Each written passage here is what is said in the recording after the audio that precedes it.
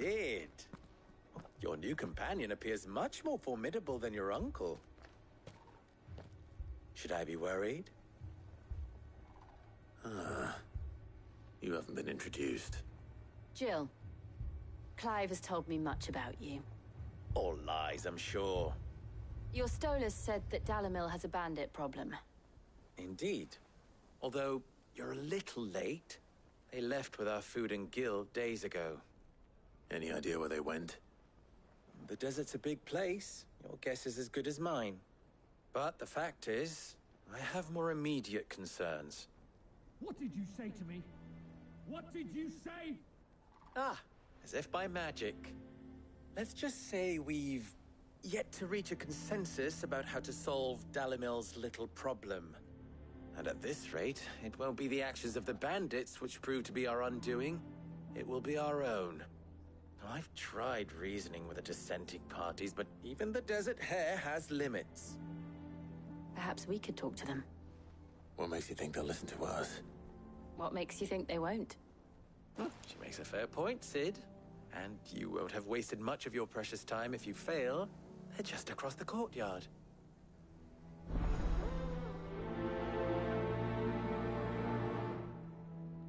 Suppose we just follow the shouting.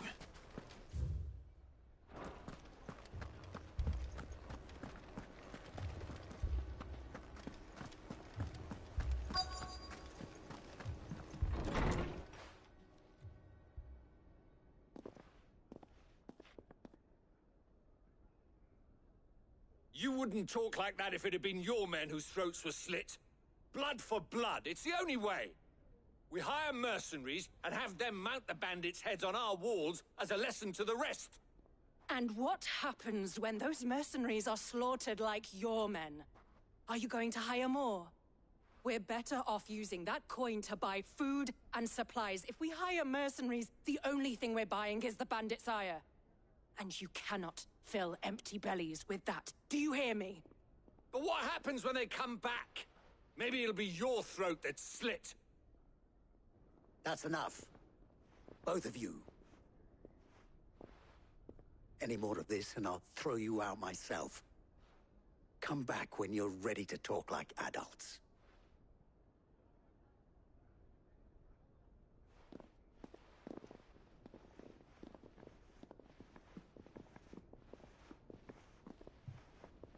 Victor.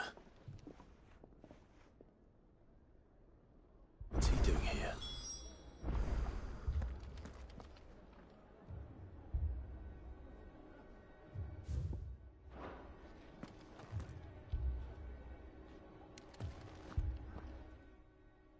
Sid. And Lady Jill. What brings you here? I was about to ask you the same thing. Costness is in chaos, and the markets have all but ceased to operate. The Briar's Kiss here in Dalamil is the only place I can reliably obtain supplies. I was here to do just that when Master Lubor told me of his troubles. He thought I might be able to talk some sense into these fools. But if you're here, I suppose his patience must be waning. Who are those people? Those were the thorns in Lubor's side. And the reason this place might be headed the same way as Costness. It's these accursed skies. The darkness is enough to drive a man to madness. Or an entire city, for that matter. We're still working on the skies. But in the meantime, perhaps we can find a solution to Dalamil's problems. I hope so. For all our sakes.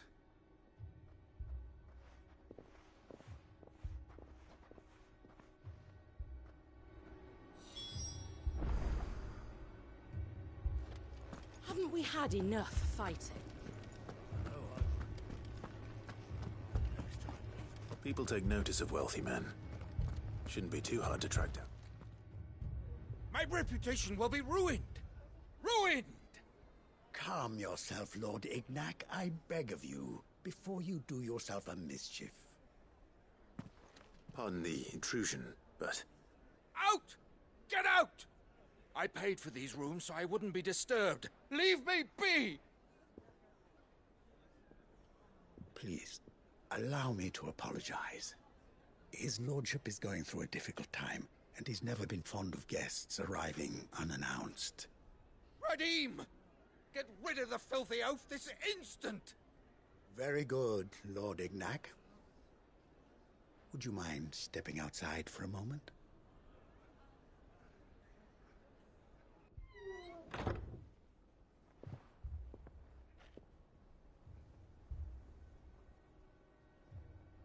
I'm sorry if I've caused you any trouble. That? Oh, no. That's just how his lordship is. Though the morning's events have left him somewhat fractious. He has been dispossessed of his luggage, you see. The thieves also made away with a considerable amount of coin. Coin the innkeeper will soon be keen to collect. I don't suppose a certain blade was among the stolen items. A single-edged sword. It was purchased from a merchant friend of mine. Ah, you know Lady Karen. Yes, I'm afraid it was. Then I'll retrieve Lord Ignac's luggage. But I have one condition. You have but to state it. You are welcome to anything that is within my power to grant. I want an audience with Lord Ignac. A few minutes should be enough. Then I'll be on my way. A condition I would be a fool to refuse. Of course, you shall have your audience. I don't suppose you saw where the thieves went. I did not, no. Though some discreet inquiries made on his lordship's behalf mean that I know where you might find them. The bandit's bed. Every ill-gotten coin in Dalimil is said to pass through that disreputable corner of the Valcroy. And that's where I'm heading. I shall speak to Lord Ignac in your absence, and arrange for an audience upon your triumphant return. That will be very kind of you. Farewell, and best of luck.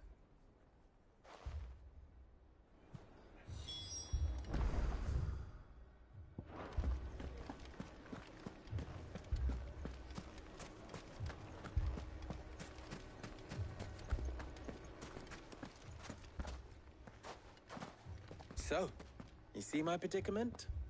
What I saw was a room full of people who were angry and afraid. And with good reason by the sound of it. But if left to smolder, that anger and fear could set the entire town alight. My thoughts exactly. What to do? Both sides wish to protect their homes and livelihoods, if only they could agree on how. But as long as they are divided, we are vulnerable. And if there's one thing bandits like, it's an easy target. What would Sid the Outlaw suggest? Well, if it were my namesake, he'd let them choose for themselves, and be on hand to pick up the pieces when it all went wrong. That sounds like a recipe for disaster. A recipe for disaster is precisely what it is. But perhaps that realization would be enough to make them question the ingredients. While it's plain neither Conrad nor Natalie will countenance the other's proposal, it may still be possible to make them doubt their own. Before presenting them with a third option. And that would be? To pool our resources and save the city ourselves. Why fight each other? When all that fear and anger can be directed at the bandits. It appears we have a plan of action. Victor, pay Conrad a visit. See if you can't convince him of his folly. I'll speak with Natalie. As you wish. Your faces are not well known in this town. That may prove useful. Don't worry, Victor and I will do most of the talking. You need only play along. Play along? What he means to say is yes.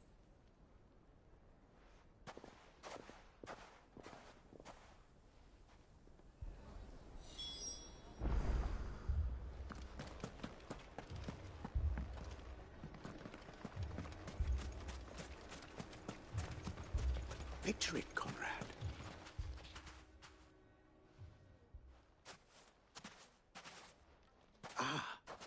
Here she is. The Lady of the Spear herself. Conrad. May I introduce you to Jane, commander of the Red Wings, the oldest mercenary guild in the Free Cities. A pleasure, my lady. The pleasure is all mine. As I told you, I summoned the commander here from Canver to inquire about a contract. Victor says you told him no. That there aren't any men left to hire. Is that true? True as the crystals cracked. Nobles came and claimed every last one worth his salt.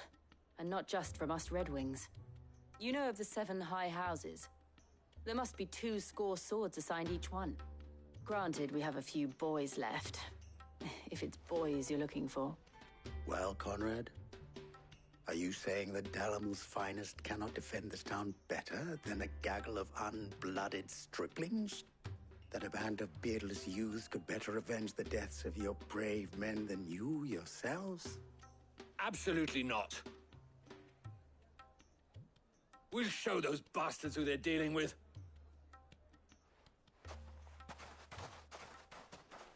I can't believe that actually worked. Conrad's not what you called the brightest candle in the crypt. And there's a reason why I had you do the talking and not Sid. Well played, my lady.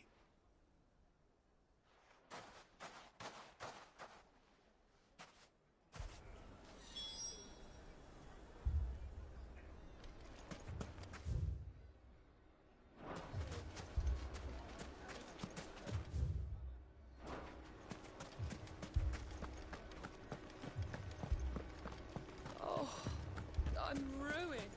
My shop. If I had my pickaxe, I would... I mean, it may still be possible to buy some. Ah, here he is now. Natalie, allow me to introduce Lord Underhill of Randalar's prestigious League of Merchants. Lord Underhill. At your service. Underhill.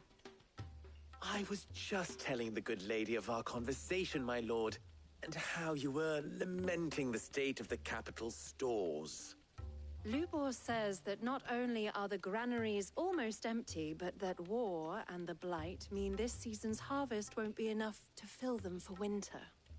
Indeed, certainly that is the case. The nobles in the capital are buying up the city's stocks of barley and wine, driving the prices higher than most commoners can afford. It is only a matter of time before the peasants revolt. It is worse than I thought. If what Lord Underhill says is true, I fear we have little hope of supplementing our stores, meager though they regrettably are. And while I applaud your endeavors to dissuade our more bellicose citizens from seeking vengeance, I sense Conrad is not wrong in his assessment of the bandits' likely return. Which means that now, more than ever, we will need to secure what little we still have. Food, weapons, herbs, everything. If our humble town is to endure not only this hardship, but those that are certain to follow, we must stand united. All right. If it will help to protect my home, I'll do it. But you needn't have gone through this charade.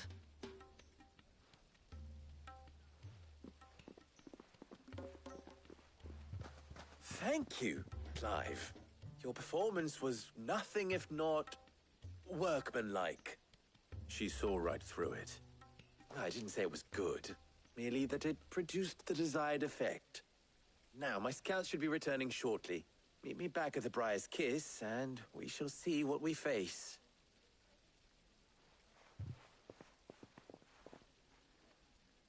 I'm not convinced our roles in this ruse were entirely necessary. I don't know. Conrad seemed quite taken with you.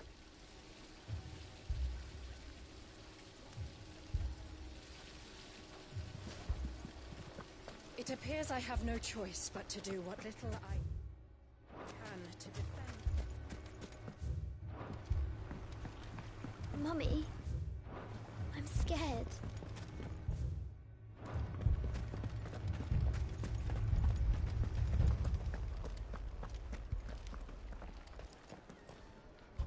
Good news, Sid.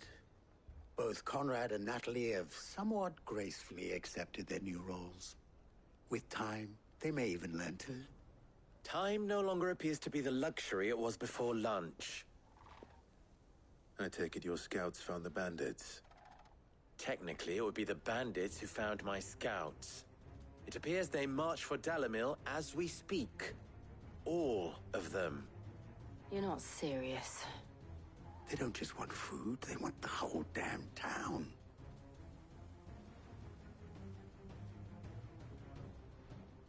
I have a favor to ask. I'm told the bandits march in two groups, one from the south and one from the desert, in a move doubtless intended to stretch our already gossamer-thin defenses. Very well. Jill and I will meet those from the desert. But what of the rest? The rest, my friend, the city shall fight. Together. The stakes, I concede, are high. But if this does not unite Dalimil, nothing will. That is a lot of faith to put into those who had their hands around each other's throats but a moment ago. Then it will be for us to see that their hands are kept occupied. And I do mean us. I thought you might say that. We'll hold them off for as long as we can. And we will do the same.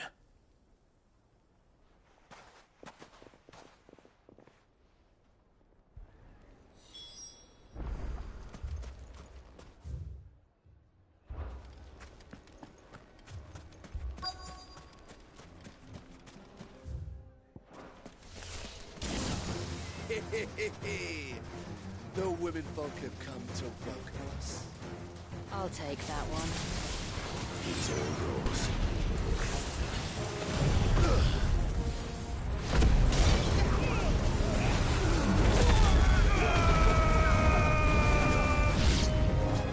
They mean to overwhelm us.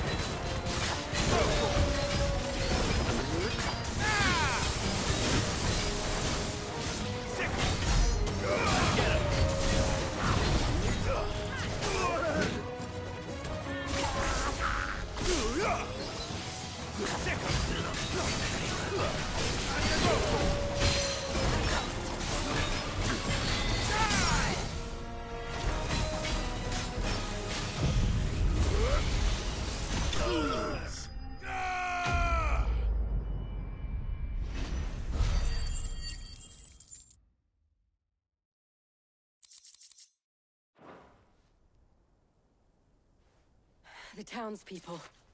Could they have held out? I don't hear any fighting. What do you think? That we should hurry.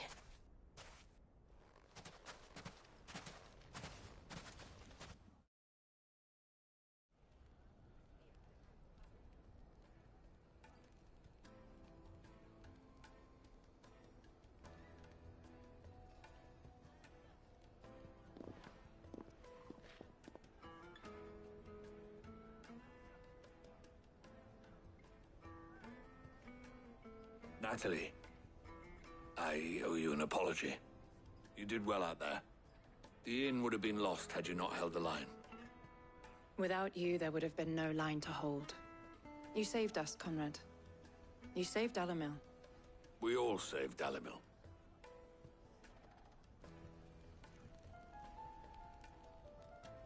Conrad seems to have had a change of heart. I'd say they both have. I take it from your presence that our visitors from the desert won't be joining us either. Pity. The plan worked, Sid.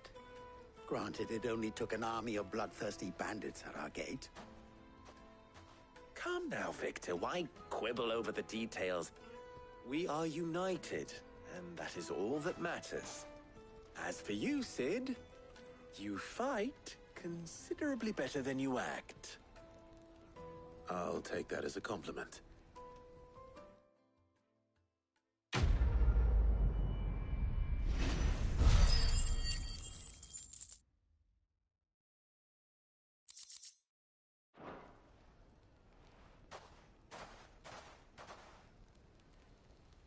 Our friends seem to have things under control. For now, at least. Let's go and put Otto's mind at rest.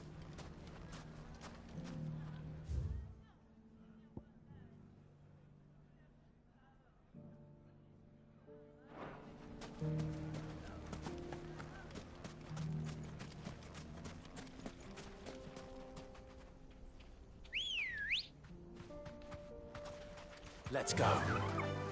Faster!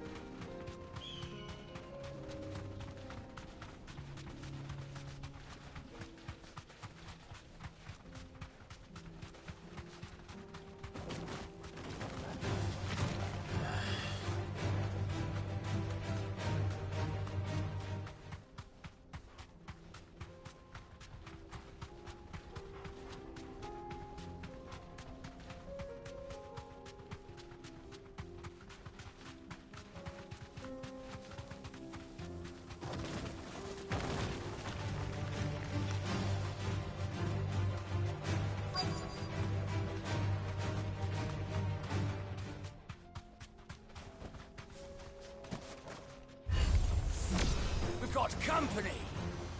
Come on, lads, let's tear the bastard's head off!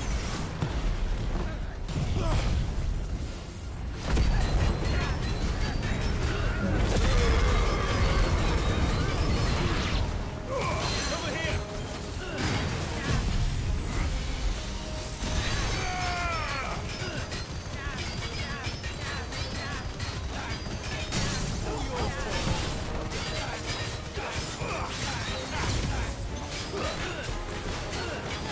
This one!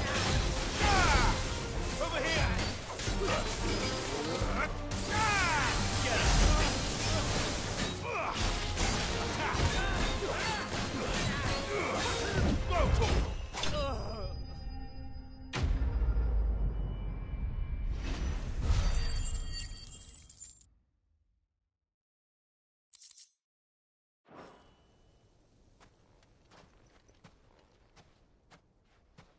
This must be Ignac's luggage. Nothing seems to be damaged. All right. Let's get it back to Dalimil.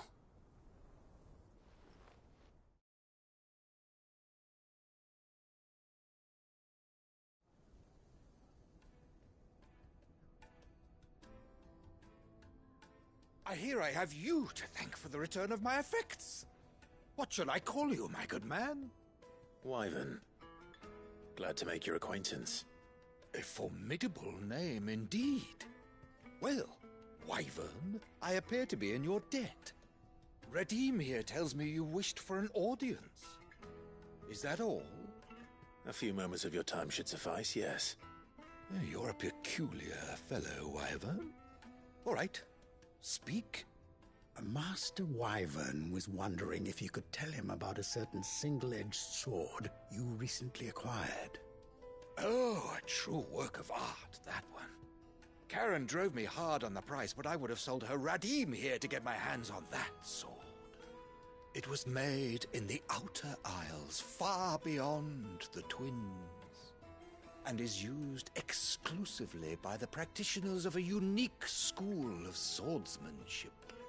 They believe no combat should ever exceed a single strike, and hone their blades to such perfection that none ever does.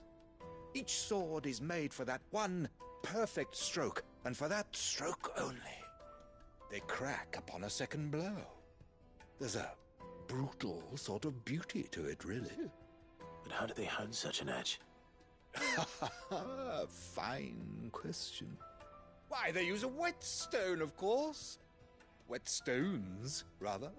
A whole array of them, ranging from the coarse to the fine. 10,000 licks with the sharpening stone, then 10,000 more. But it is the final stone which lends the blade its legendary sharpness.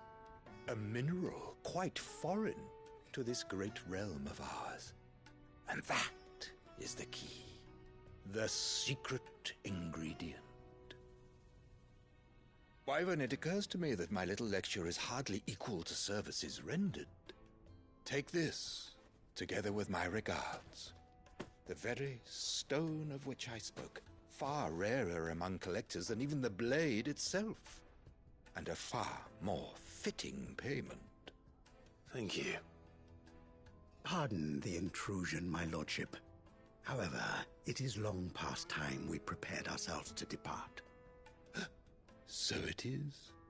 I am locked in bitter competition with a rival collector of curiosities. I am one step ahead of the unscrupulous scoundrel, but he is hard at my heels. Are there many other collectors out there? Too many to count, but only one do I consider my nemesis. Lord Byron Rosfield. And is a perennial thorn in my side. I can imagine. Farewell, Wyvern. May our paths cross again. Radim, we mustn't dawdle.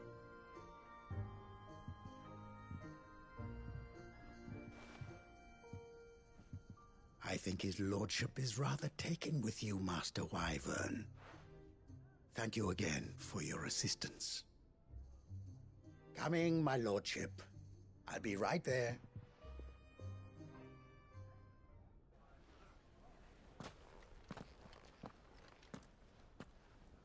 Trust Uncle Byron to find such an interesting rival. Now, let's see what Blackthorn makes of this whetstone, shall we?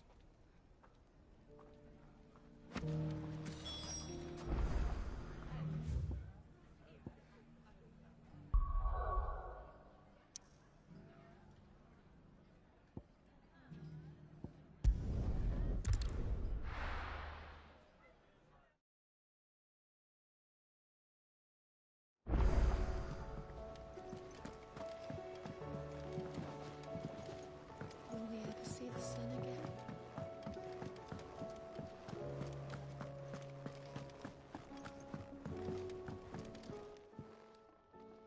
Sorry for the wait, but hopefully you'll agree it was worth it.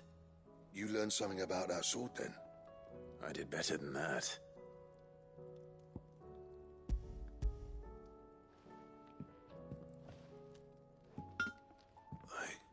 A whetstone? Yes. But not one you'll find anywhere in Valisthea.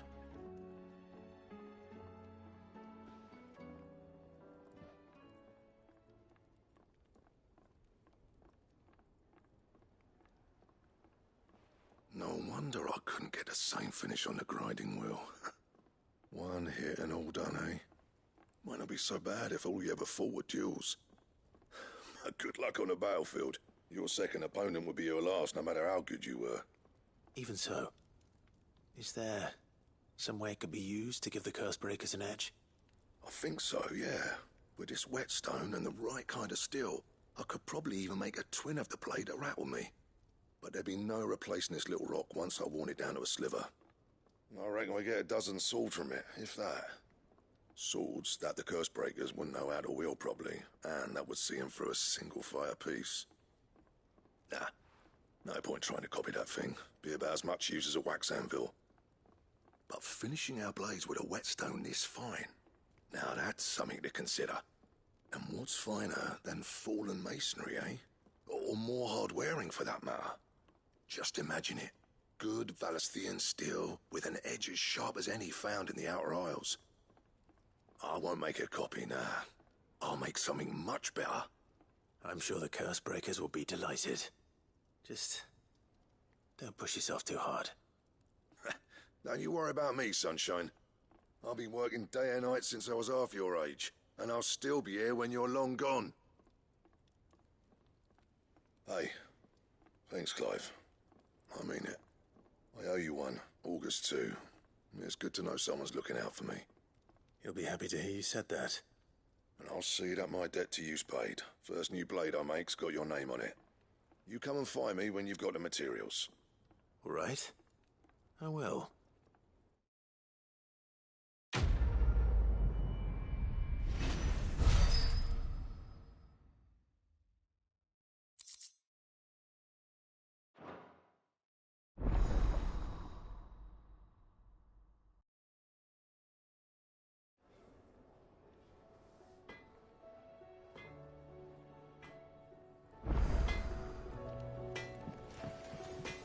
Trouble with your gear, or... So, what'll it be?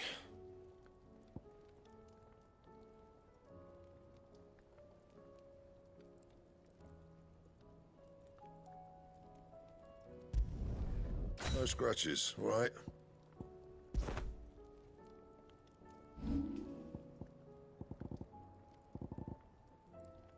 And?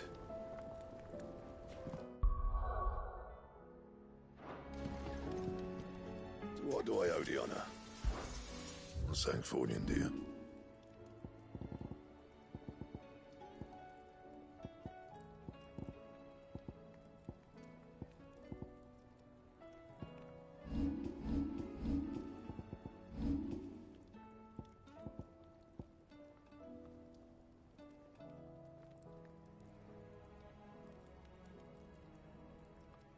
And?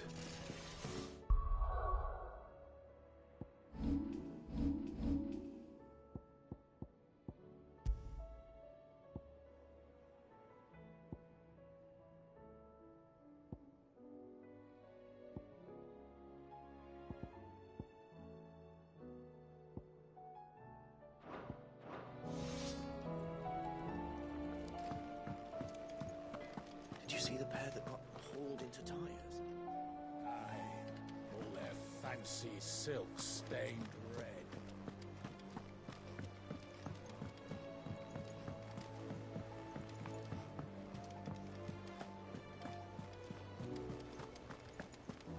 Did you see that?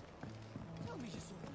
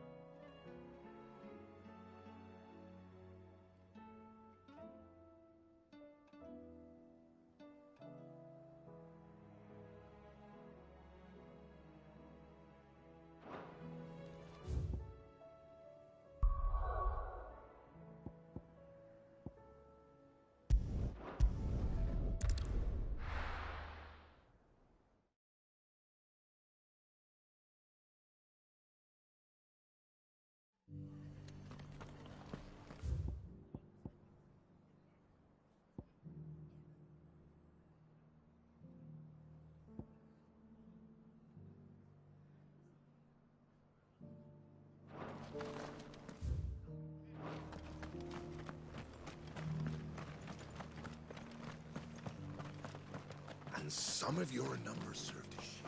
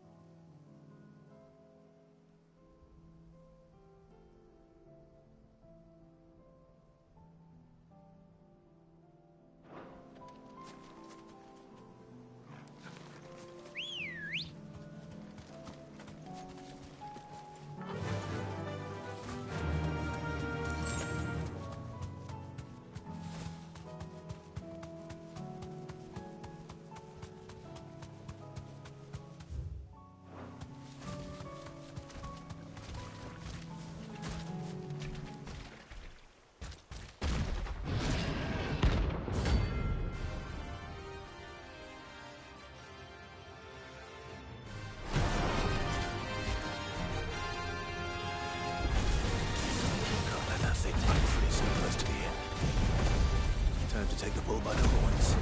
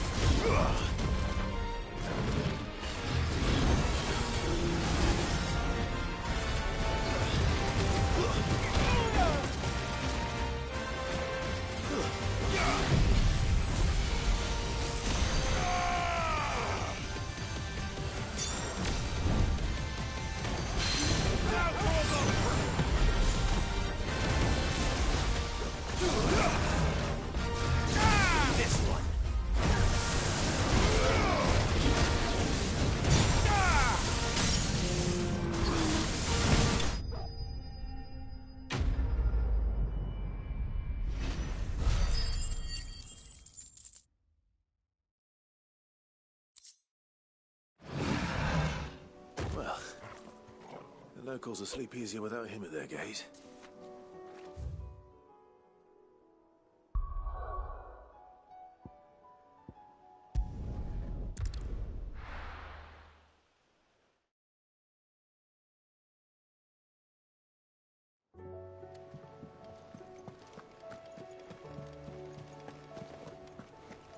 Did you see that? Tell me you saw that.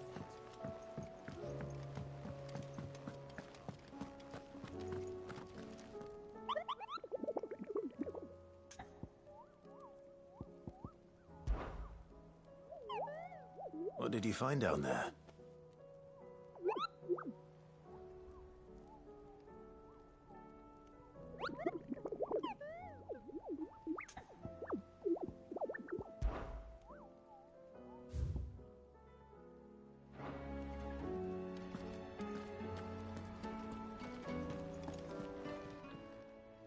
Welcome to the Patron's Whisper.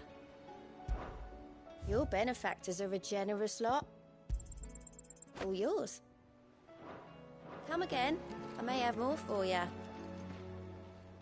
Was wondering when you turn up. Had owls from all our friends thanking you for your timely intervention. How is it you always manage to arrive at just the right moment? Luck, I suppose. Any word on the rest of the realm? Let's see. Storm's still crying out for Mothercrystals. The nations are still in chaos. And the skies are still the colour of a kick in the kidneys 2 days on. So... Right. Clive, we knew this was going to happen. Well, not the bleeding skies part, but you take my point. Now's not the time to second-guess yourself. Now's the time to visit the infirmary. Tyre says your brother's awake. Thank you, Otto.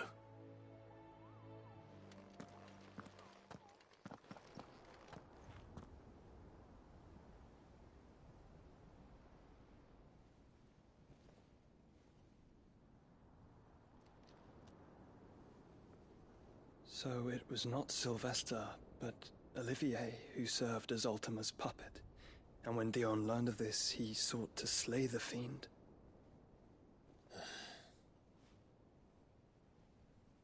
Only for his father to take the spear that would have freed him. Enough to drive a man to madness. Small wonder he hasn't stirred. I would be afraid to wake. Had I but reached out to him sooner, warned him of the threat Ultima posed. But now, both an empire and her prince lie broken. Joshua, What do you know of Ultima?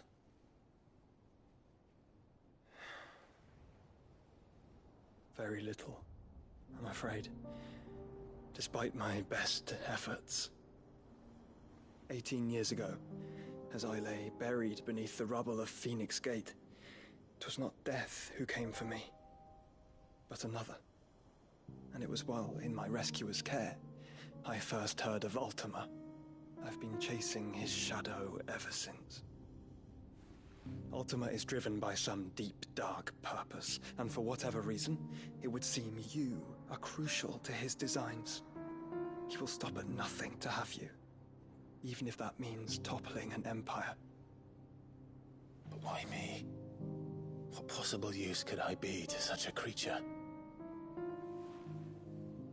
That is one of many answers that have eluded me.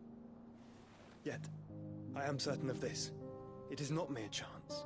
You were chosen for a reason. All dominants carry within them the might of an icon. Nigh limitless power that is at once acutely limited. I wield fire, and only fire. And I only ice. 8 wardens for 8 elements. But you, Clive. You are different. You're special. Your abilities begin with the flames of Ifrit. But they do not end there. The fact Ifrit can even exist goes against everything we thought we knew of dominance. Perhaps Ultima has been waiting for one such as you, whose potential is truly limitless. I've encountered that thing several times now. If it or he, as you say, needs me, why hasn't he claimed me as he did the boy? Were I to hazard a guess, I'd say the two of you are somehow incompatible. His mind not properly attuned to your body. His mind? Mind, awareness, spirit, call it what you wish. But I believe Ultima to be an embodiment of the concept. It is why I struggle and fail to contain him here inside me. I'm sorry. Inside you? With every setting sun, I feel my strength wane. And though the Phoenix's flames mend the prison I have made for Ultima, they do so at a cost. We must find a means to bring an end to him before I meet my own. What were you thinking? It was that or let him take Clive. And I've always had a soft spot for my brother. But that doesn't mean you should sacrifice yourself to save me.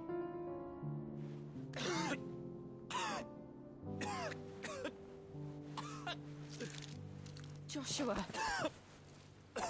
Clive, it's Gav. There's an army of Akashic at the gates of Canver.